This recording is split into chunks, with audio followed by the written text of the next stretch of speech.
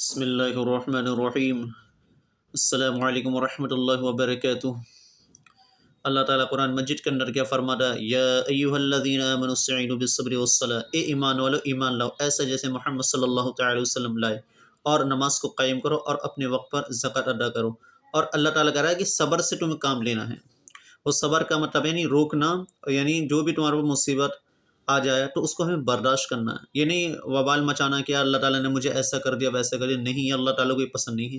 یعنی جتنا اللہ تعالیٰ تمہیں دے رہا ہے رزق، اس پہ ہی ہمیں راضی رہنا ہے، اللہ کی ناشکری نہیں کرنی ہے۔ ناشکری والے کو اللہ تعالیٰ فرما رہا ہے کہ میں ایسے بندوں کو، یعنی ناشکر جو میری کرتے ہیں ان کو پسند نہیں کرتے، یعنی شکر گزار جو اللہ کا شکر گزار کرتے ہیں، ہر آن ہر وقت ہر لمحہ اللہ کا شکر گزار کریں گے، اللہ تعالیٰ ان کے یعنی ان کو ایسے بندوں کو پسند کرتا ہے۔ تو صبر سے، اور نماز، یعنی نماز جو ہے اپنی ہر بے حیائی یعنی برائی سے نماز تمہیں روکتی ہے، تو نماز کو یعنی قائم کریں، یعنی اس پر عمل کریں اپنے مقررہ وقت پر۔ اللہ تعالیٰ یعنی فرمانا ہے کہ مقررہ وقت پر تمہیں نماز پڑھنی ہوگی۔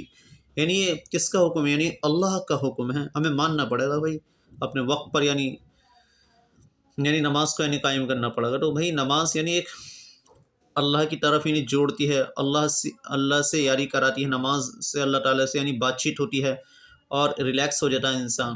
تو ہمیں کیوں پھر ہم غیر اللہ سے مانگتے ہیں؟ یعنی اللہ سے مانگیں، یعنی غیر اللہ سے نہ کسی باباؤں کے پاس جانا کہ یار یہ ہمارا کام بنا دے، بنانے والا کام ہے صرف اور صرف اللہ۔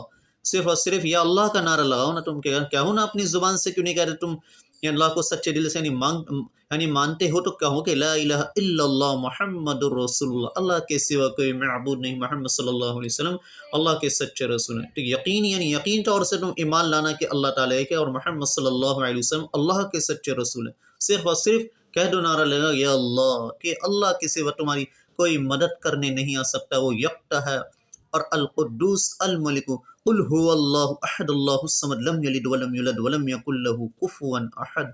تو تم پھر غیر اللہ سے کیوں مانگتے ہو؟